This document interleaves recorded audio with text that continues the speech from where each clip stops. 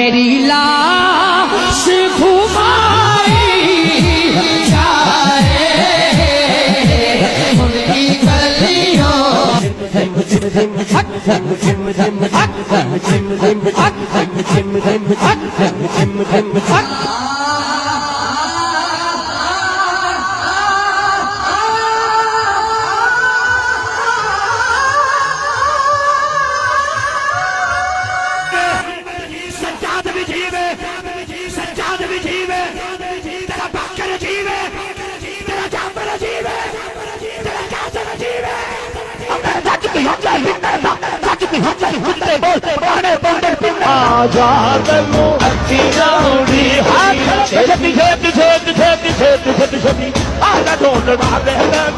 دل پہ ہاتھ رکھ کر مجھے بتائیں، آپ کو یہ کسی بھی زاویے سے نعت لگتی ہے یا اس ادب کی کوئی ایک بھی جھلک نظر آئی جو شایان شان مصطفیٰ نام نامی اسم گرامی صلی اللہ علیہ وآلہ وسلم کو ادا کرتے ہوئے ہونی چاہیے؟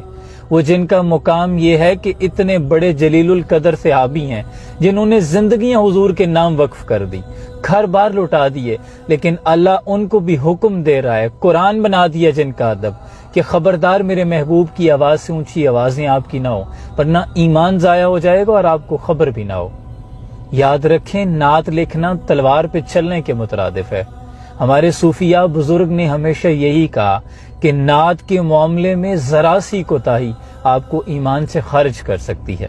جب اتنے بڑے صحابیوں کو اللہ حکم دے رہا ہے کہ ادب کو ملحوظ خاطر رکھا جائے، تو کیا ہم نعت لکھتے ہوئے یا اتنی بے باکی سے بھری بزم میں یوں ایسے پکار سکتے ہیں، کیسے انداز اپنا سکتے ہیں؟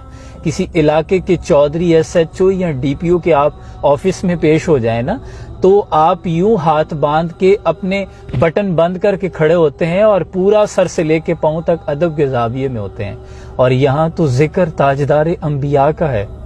آپ کو نہیں لگتا کہ یہاں زبان، کیا میں سمجھتا ہوں کہ لفظ لفظ کا وضو ہونا چاہیے؟ وہ جیسے شعر ہے نا کہ جب تک الفاظ وضو نہیں کرتے حضور ہم آپ کی گفتگو نہیں کرتے، میں سمجھتا ہوں یہ معیار ہونا چاہیے۔ لیکن یہ انداز، یہ تو صرف پیشہ ورانہ ہے، یہ صرف لوگوں سے واہ واہ اور پیسے اکٹھے کرنے کا طریقہ ہے، محض اس کے سوا کچھ نہیں۔ بڑی معذرت کے ساتھ میں بھی چاہتا ہوں کہ حضور کی نعت کی محافل ہونی چاہیے، میں بھی انعقاد کرتا ہوں، لیکن آپ سے یہ گزارش کروں گا خدا را ایسے لوگوں کو بلانے کی بجائے خود بیٹھیں، اپنے بچوں کو ساتھ لے کے، میاں بیوی بیٹھیں، والدین کو ساتھ لے کے بیٹھیں، خود اپنے بچوں کو کہیں کہ آپ نعت پڑھیں، درود پاک کی محافل کیا کریں، جتنا درود پڑھ سکتے ہیں پڑھا کریں، لیکن ایسے لوگوں، پیشہ ورانہ لوگوں سے بچیں۔ میری ان سے کوئی ذاتی رنجش نہیں، لیکن یہاں بات حضور کی عزت اور ناموس کی ہے۔ ادب پہلا کرینہ ہے محبت کے کرینوں میں۔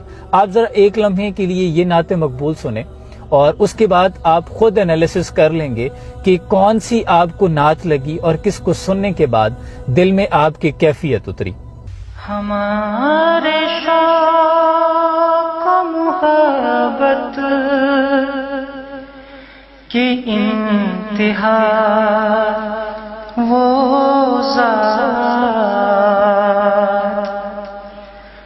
ہمارے شوق و محبت